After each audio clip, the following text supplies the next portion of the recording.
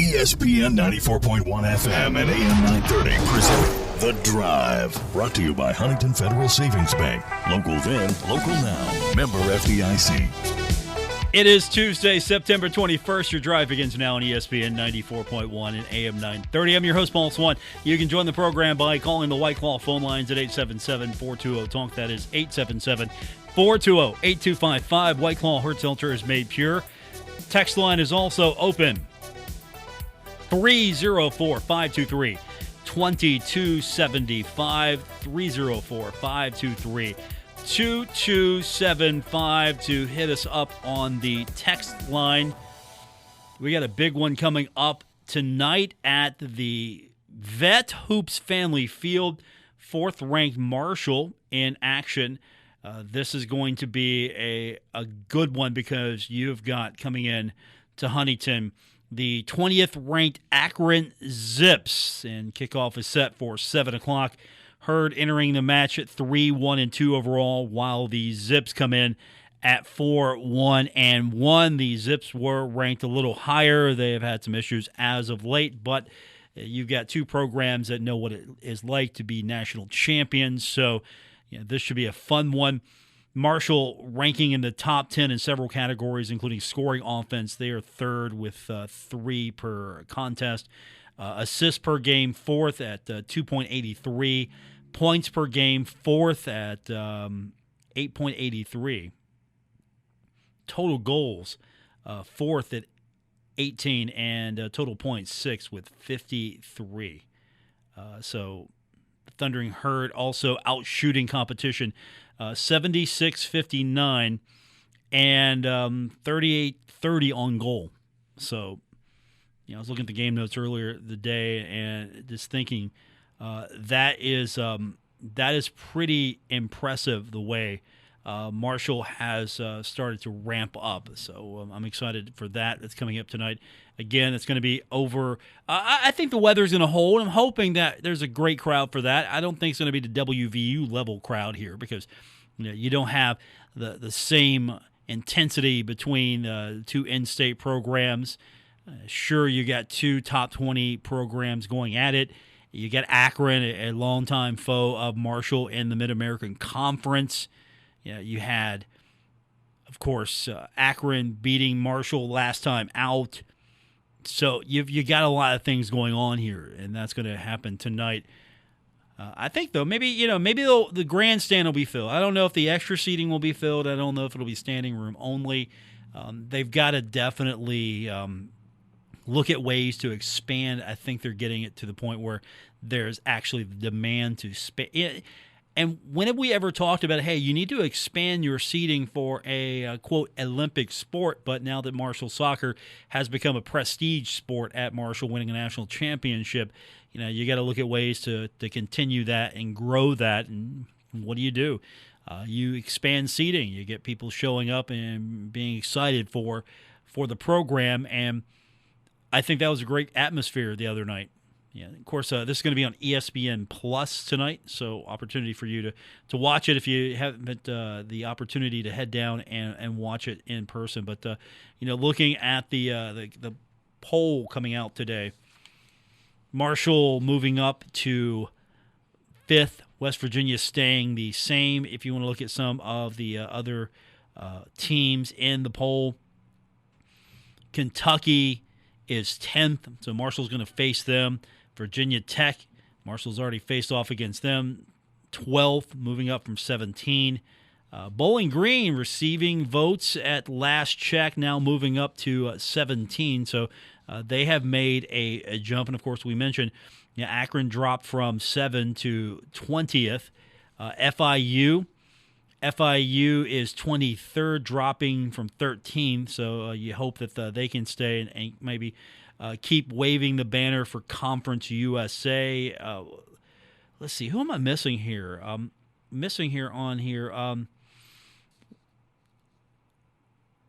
Marshall has not dodged anybody in this. So if you look at the schedule, who am I missing here? I know I had it on top of my head here. because Marshall's played almost every Marshall opponent has been ranked or receiving votes or still receiving votes or ranked in some form. I mean, Marshall's not dodged anyone. And who am I missing here? Of course, ETSU was not receiving anything. I mean, that was a tough game. I thought so. I watched a lot of that game, and I thought that ETSU was a good opponent. Who am I missing here? Oh, it was James Madison. Yeah, James Madison is 21st. Marshall played James Madison, and when they played them, they were ranked, and James Madison is receiving votes now, but they were 21st when Marshall played them, and then Virginia Tech, losing that one, but they were a ranked team. Coastal Carolina receiving votes. Yeah, that's who I was missing. I was missing Coastal Carolina. So if you look at the schedule, the only team that really, I don't want to call them a cupcake because they're not, but East Tennessee State University was the only team that was on the schedule that either was not ranked or receiving votes. And you look at the schedule, I mean, it's still pretty tough. Not every opponent is going to be in the top 25, but you still have this stretch of Akron, a ranked opponent. Kentucky is a ranked opponent, and down the line you got FIU, a ranked opponent. So tough schedule. But that's soccer coming up tonight, 7 o'clock.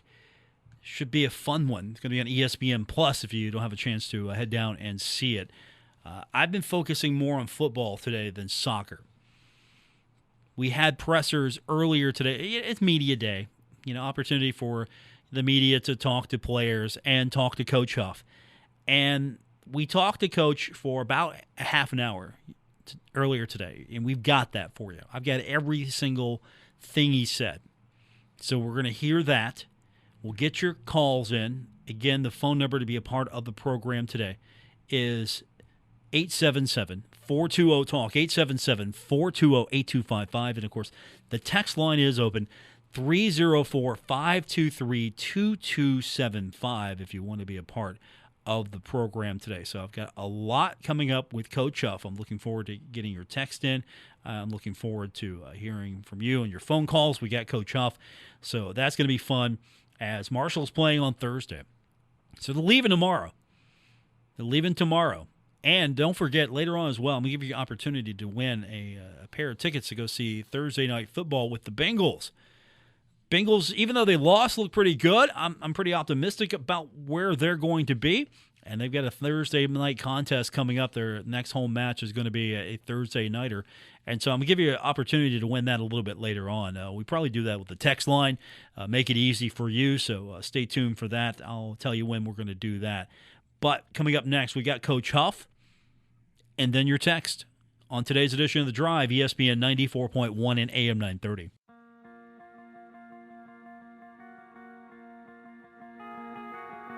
This is The Drive with Paul Swann on ESPN 94.1 FM and AM 930. Brought to you by Huntington Federal Savings Bank, the local bank that's here for every step of your life's journey. Member FDIC. It's another Tuesday. That means another opportunity for us to close the gap and trust the process with Marshall football coach Charles Huff. He seemed like he was in a better mood. I'm not saying he was in a bad mood on Saturday, but he seemed like he was in a better mood, and he was happy to see us.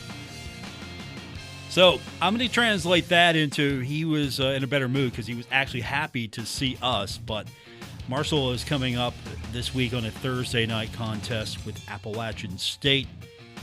If you're a longtime Herd fan, you know the deal. You know the significance of this one. Marshall and Appalachian State are in the Southern Conference together from 1977 to 1997. I had Marshall in it in 1976 yesterday, but I've since caught the era. The era is they met in 1977. And Appalachian State won that one, 28-20. Now, Marshall has won the last three matchups, including a 17-7 victory. It was back last year at Jones C. Edwards Stadium. Appalachian State has been pretty dominant over Marshall. The home series belongs to them, 8-3. On the road, Marshall is Marshall could actually break the tie. Appalachian State is 6-6 on the road with Marshall. So the next time Marshall entertains them, Marshall could break that. But Appalachian State at home in North Carolina, 8-3 home record against the Herd. Now, there is one interesting fact. Marshall had to go to Boone to play an NCAA game, the playoffs, and beat them. Beat Appalachian State. Nobody picked Marshall to win that game that day. And so Marshall goes in and beats Appalachian State in the 1AA playoffs. This was when Marshall was starting to rev up and get its program going. I was going through the Appalachian State game notes, and of course, they highlight some of my least favorite Marshall memories. 1994, 1995, Marshall was like on top of the world here, ranking-wise, and Appalachian State highlights. Oh, yeah, by the way, some memorable moments include when Marshall came in highly ranked and we beat them. And then when we went on the road and they were highly ranked and we beat them again. Okay, that's fine. I get it. 1994, number 24, Appalachian State, 24, number 1, Marshall, 14. Okay, all right, I get it. That's a big deal. You beat number 1 Marshall. Good job. 1995, number 2, App State, 10, number 3, Marshall, 3. That was in Huntington. Yeah, I remember that. I was there. I was not there in 94. I watched it, but I was not there. And then, I don't want to point this out to too many people who are Appalachian State fans, but you forgot you lost in Marshall's farewell. It was basically bye-bye. Farewell tour. Easy for me to say. So the Herd Revenge Tour, 1996 here, Thundering Herd is just throttling Appalachian State and everybody else. That was a close game, though. Marshall beat them 24-10. But that was at Appalachian State. My mistake. That was actually at Appalachian State. So Marshall goes into Boone, beats them. And then 2002, the next time these two teams met, and Marshall just throttled them 50-17. That made me feel really good that day. App's a great opponent. They're a tradition. They have a quality football program. They're fun to play. Their fans are fun to interact with. They're knowledgeable. It's a good rivalry. It's a good series, and I hope maybe in the future this can pick up and be more of a thing. But Marshall's got an interesting history here, and of course, I remember seeing many of those games and enjoying the series. It didn't go Marshall's way all the time, but it was a fun series, and hopefully it can resume. So, this is a series that if you're an older Herd fan, you're familiar with. If you're a younger Herd fan, you're getting familiar with.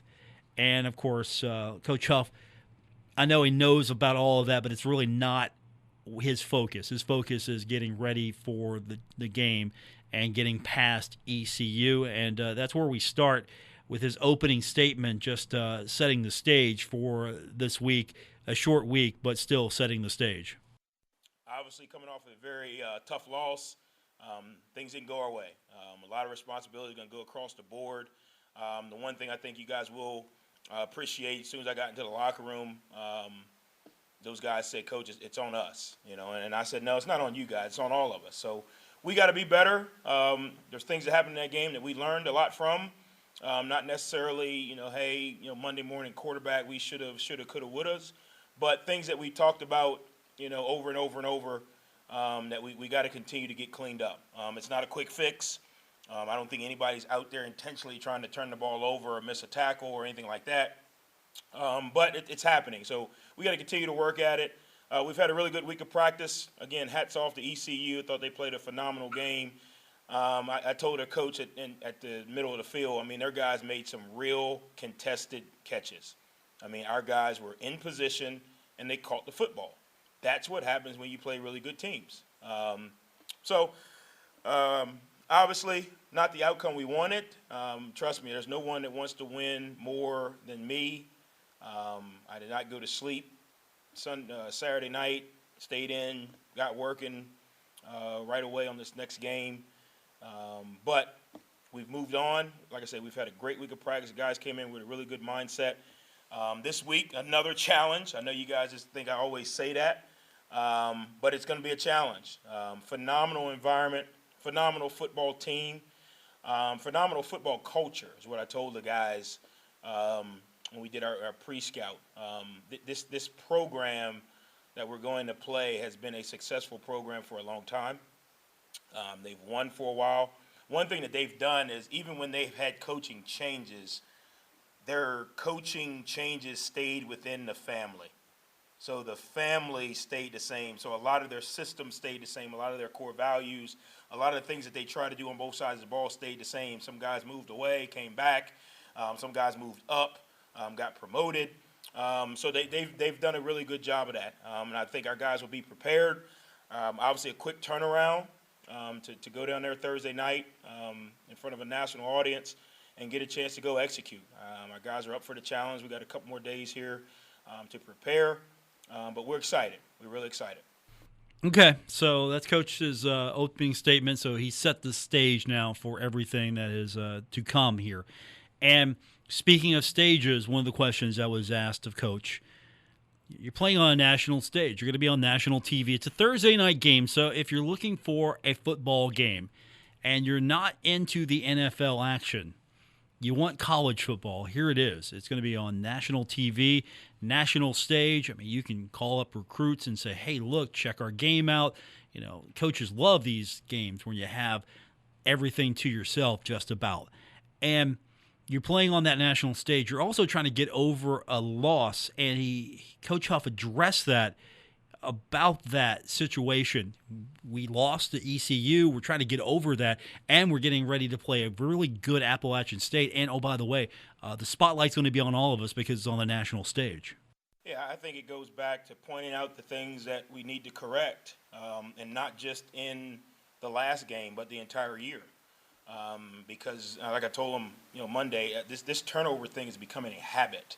It's not something that's sporadically happening, and it's not one person or one group, or it's something that's happening across the board. So what does that mean? Well, that means that everyone is focused on it until I have to focus on something else. So until Corey, for example, focused on catching a tight window throw by Grant and going to score, he didn't think about, I got to protect the ball. Now, I don't think he went out there and thought, you know what, I'm not going to protect the ball. Same thing, with Grant. I don't think he's thinking, I'm going to throw this ball and it's going to go off the receiver's fingertips into Navy's defensive back's hands. I don't think he's thinking that. You know what I mean? So what I'm saying is, what I talk to those guys about is, although we are going into a national stadium or national environment, national TV, all of those things, that shouldn't change the way you prepare or the way you plan to execute. What should change those things is, hey, I have 3 games of film. I have X amount of reps at receiver. I have X amount of reps at O-line. What do I need to do to get better, and what do I need to improve on the things that I put on film? So let me too long didn't listen that for you. Not a big deal, national TV. Same as every other game. I should just do interpretations of Coach Huff sometimes on his cuts here. Now, one thing he's talked about is practice. How they perform in practice, how they look in practice is going to show up on game day. And so he was asked a question about practice because he's mentioned earlier, we're getting better, we're doing better. Tom Bragg over at Her 247 asked him, well, what's a good practice look like? And here's Coach's response to that. No, I thought last week, I thought we had a good week. I thought we bounced back off of the North Carolina Central week. North Carolina Central week, I thought we had we're playing a 1AA team. We're out here, we're just kind of out here. Last week, I thought we had really good focus.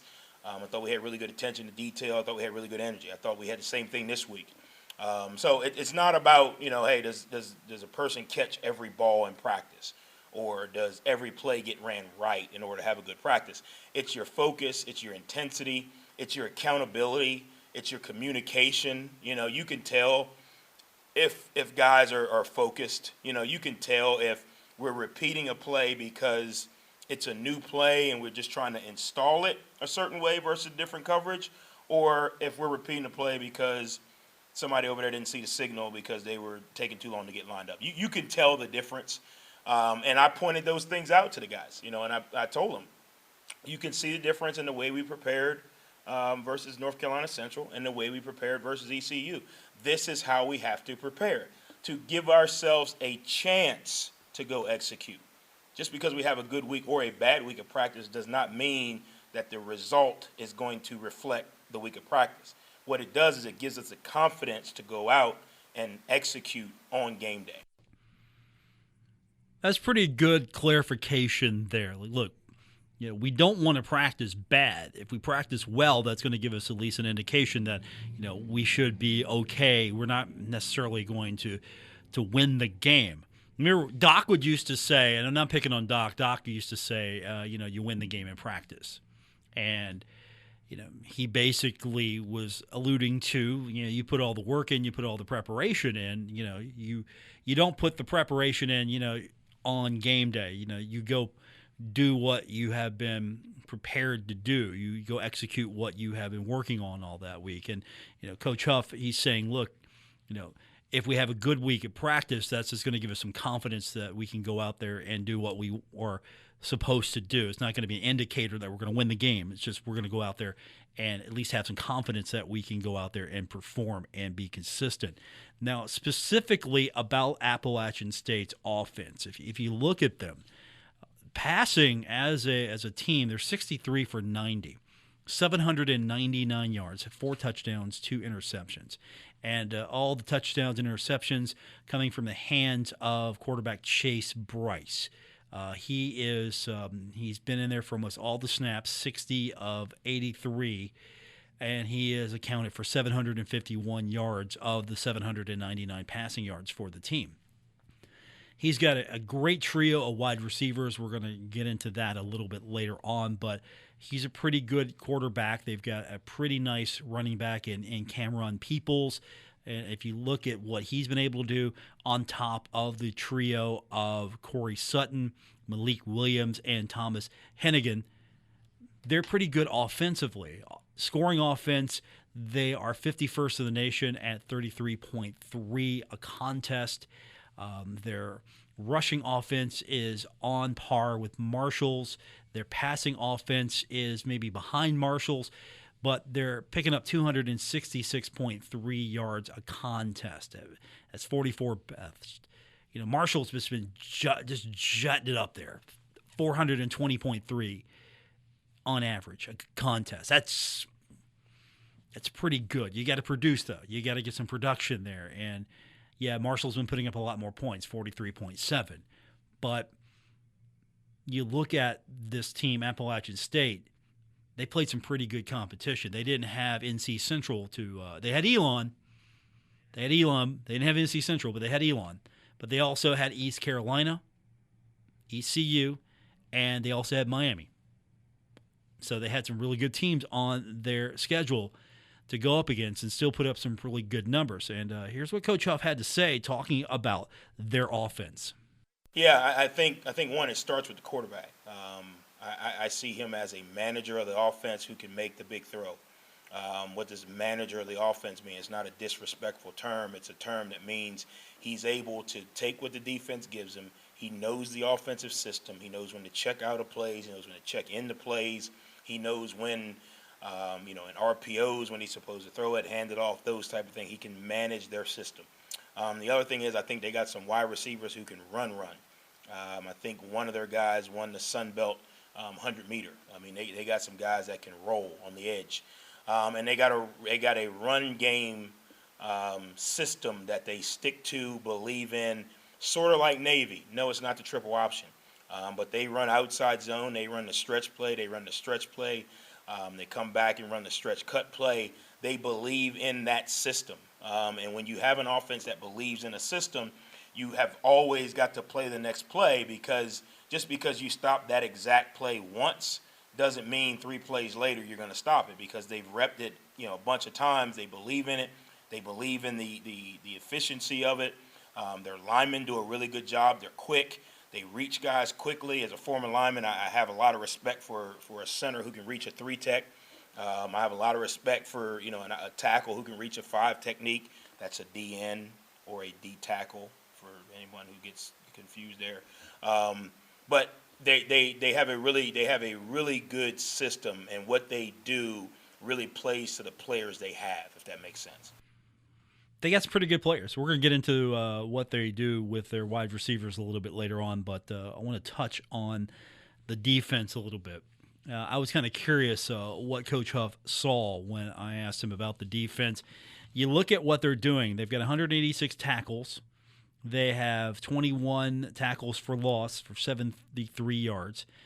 They've got 9 sacks for 50 yards. They've got 2 interceptions for 90, so big plays there. But they've got a wall, and it all starts with the linebacker, DeMarco Jackson.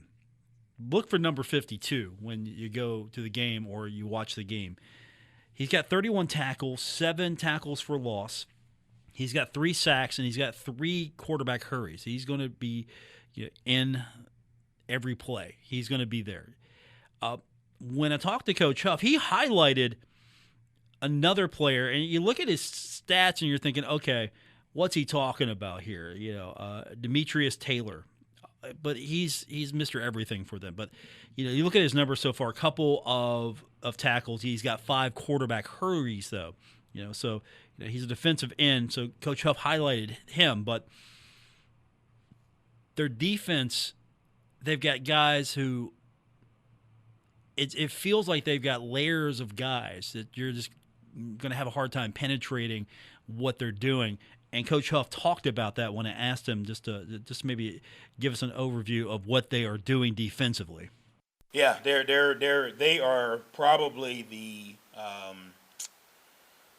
hardest working front seven that we've played, meaning they play through the whistle. I mean, you may block him and you may think he's blocked, but he's going to work to get to the football. The front that the system they play, the front they play, they put a lot of guys around the football, so it makes it very hard to run the ball. They have leverage on your formations, so they technically force the ball to kind of roll back or spit to some of the unblocked players. And then obviously the more people you bring in to block, the more people they bring in to tackle. So they do a really good job of that.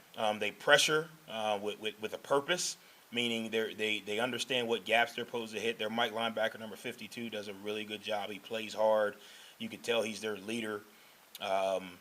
They're outside, we call him the rush, but their outside backer, number 31, does a really good job on the edge. He's giving tackles a lot of headaches. And then inside, they got some size. I think number 9's done a phenomenal job. The inside guy, the nose guard, bigger body. I think their safeties are experienced. We expect to see Huff back. Well, I know he's got to be a tough kid. I mean, the guy has got to be like Steve Atwater back there by name alone. No, but I know he was out with an injury, but we expect to see him back. He's a guy that's played a lot of football for them. So it's similar to last week. It's a veteran group that returns a lot of starters. They have a culture of winning. They know how to win. I talked to our guys about understanding how to finish because they understand that. So it's going to be a challenge. And then on top of that, this will be the third week of us being able to play our defense. So last week was the second week. So some of the things that happened in the game, we had answers for, but without installing the entire defense and all the checks and all the variations, we were limited on what we could do. Stop this, but you run the risk of this happening. So just part of the growing process, not an excuse, but part of the growing process. And our players understand that. Our coaches understand that, and we're working continuously every day to get better. So he mentioned Demetrius Taylor, and he also mentioned Nick Hampton. Nick Hampton, he has played in all 3 games. He's got 15 tackles. He has got 2.5 tackles for loss, and that amassed 9 yards there. He's only got 1 sack, though, and it was for 8 yards. He also has a breakup. He's pretty good. So watch out for Nick Hampton as well. Again, so you gotta highlight some of these players when Coach Huff calls them out. You gotta highlight them, and of course you know how coaches are. They go by numbers. Yeah, number 31, number 9. He knew the Huff kid though. He saw the Huff kid, and he picked him out on the roster. So he's looking at the roster. Unfortunately, I don't have his stats right in front of me here. Looking for his stats. What's the Huff kid done here? I'll have to do. We'll research that. We're going to continue on. We got more from Coach Huff's presser earlier today. We'll talk about that when we continue with today's edition of The Drive here on ESPN 94.1 and AM 930. This is The Drive with Paul Swann on ESPN 94.1 FM and AM 930. Presented by Huntington Federal Savings Bank. Our text line is open. You can be a part of the program by texting us at 304-523-2275. 304-523-2275. Coming up this week, I've got opportunities for you to win a pair of tickets to go see the Bengals Thursday night football matchup, September 30th, between the Bengals and the Jaguars. It's coming up this week. Your opportunity. You know what? I don't know how I'm going to make you win these tickets. I'm going to have you maybe text me a word that indicates that you're listening, that you're paying attention. I'll tell you what. Let's pick a word right now, and I will pick a winner from all of our texters. But you got to text between now and the end of the show to be eligible. So I will pick one of you. Now, here's the deal. These are digital tickets. So you're not picking up physical tickets. You're going to be picking up digital tickets, and that means I've got to transfer them to you. You got to use the Bengals Game Day app. You got a Ticketmaster account, Bengals Game Day app. You want these tickets? That's how you're going to have to go about that. And you know what? And if here's a good point. If you're a Jacksonville fan, this is a good point from the booth. You're not eligible to win. No Jacksonville fans can win. I tell you what. If you are interested, this is what I'm going to do. I'm going to give you the opportunity right now. 304-523-2275. Text Paul, I want the tickets. No. The booth is yelling at me. No, we're saving that for this week. We'll do fancy stuff later. I just want to be simple today here with the giveaway. Text 304-523-2275. Paul, I want the tickets. That's the body of the text. And if you win, I'll reply back to you if you're the winner. So if you don't hear from me, you didn't win. But if you hear from me, you won. You'll know if you won. You'll know if you won because you'll hear from me. If you lose, you'll know too because you didn't hear from me. But that's the deal. Pair of tickets to go see the Bengals take on the Jaguars Thursday night football on September 30th. Text line 304-523-2275.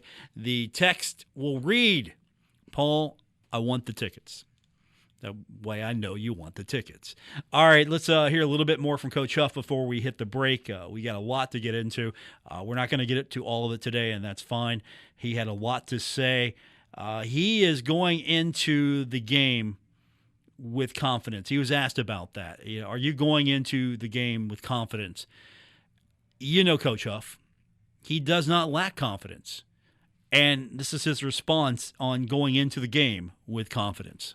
Yeah, I go into the game with confidence because I love my guys. And when I say my guys, I'm talking about everybody in this organization, man. When you're around people and you prepare with people and you know their intentions and you know how hard they work, you can walk into any environment with confidence. You should walk into the newsroom today with confidence because you know the weatherman has done his job. But no, and I'm joking with you. Let me preface that. But I have confidence because I know how hard these guys work. And yes, does it help that we have some older guys? Yeah, so it's not the first time they've been in a quote-unquote big game or a game, that's, in the middle of the week or whatever it may be. So, yes, the having veterans in our program does help with the confidence.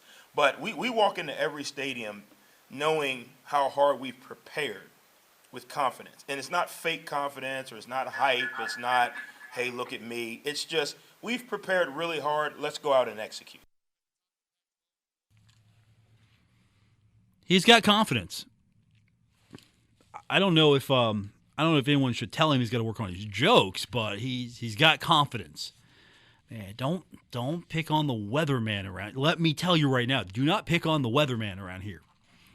Especially Spencer Atkins. Do not pick.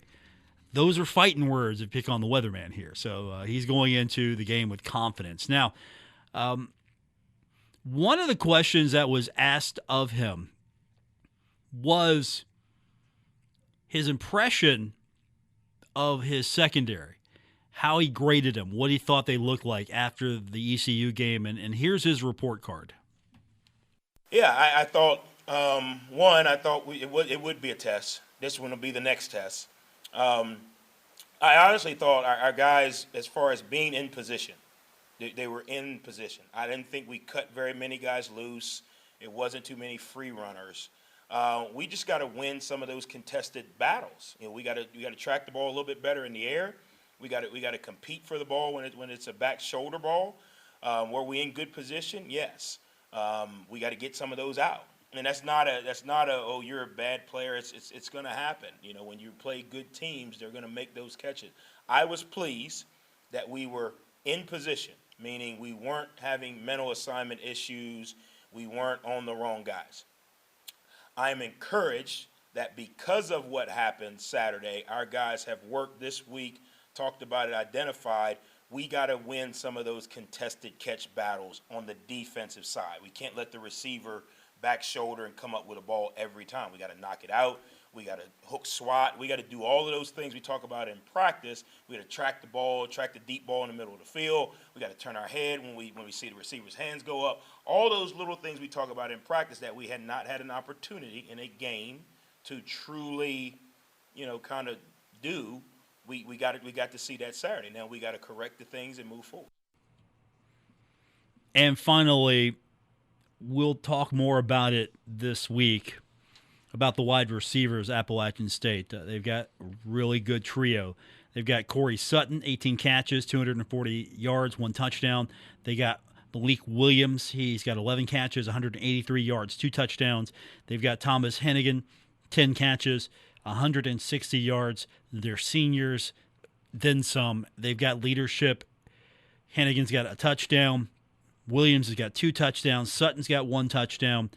They're a great trio of wide receivers, and here's Coach talking about their receiver core.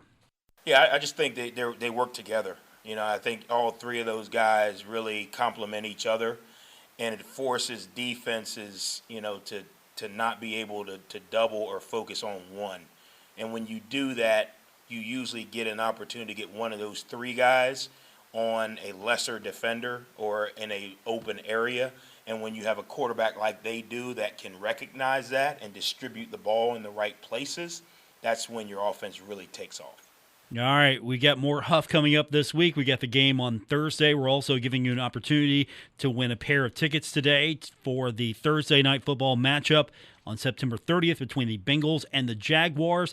You can text me right now at 304-523-2275 to enter. Text Paul, I want the tickets. We'll wrap it up when we continue on today's edition of The Drive. Breaking Benjamin, live in concert. With Papa Roach, plus Memphis Mayfire. Mountain Health Arena, September 22nd. Get tickets now at Ticketmaster.com. Breaking Benjamin, the return of rock, live. See them on the road this fall. Get tickets now. Check BreakingBenjamin.com.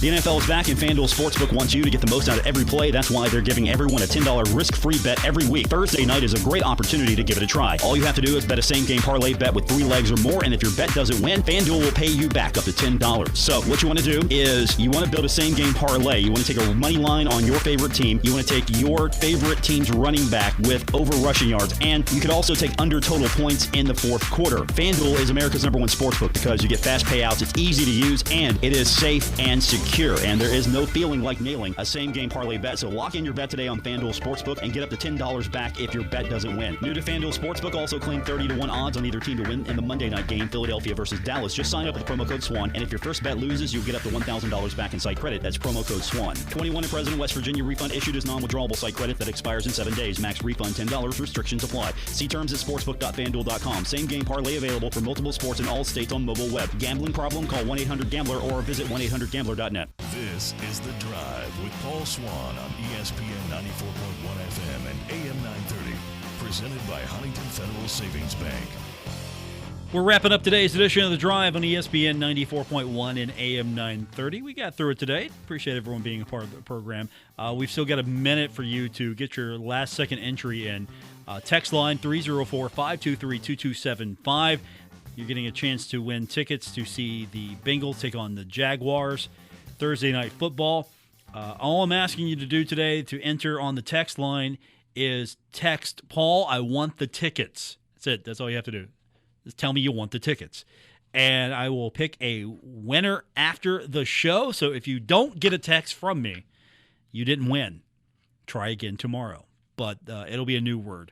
So every day we'll have something new and different, but we're going to be doing this all week, doing giveaways like this with the text line. So save the number, 304-523-2275. If you can't join us on the White Claw phone line, you can always join us on the text line. Okay, you're running out of time now, so if you want to get that text in now, 304-523-2275 for Bengals tickets for Thursday Night Football. The text will read, Paul, I want the tickets.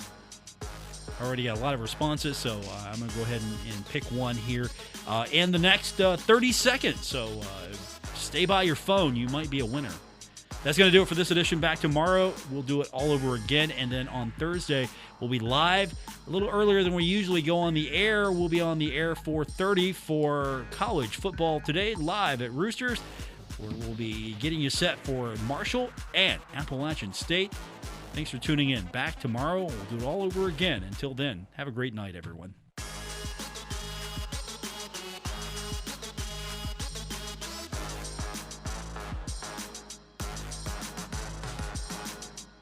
WRBC Huntington, W231BS Huntington, broadcasting from the Oscars Breakfast Burgers and Brew Studios. This is ESPN 94.1 and AM 930.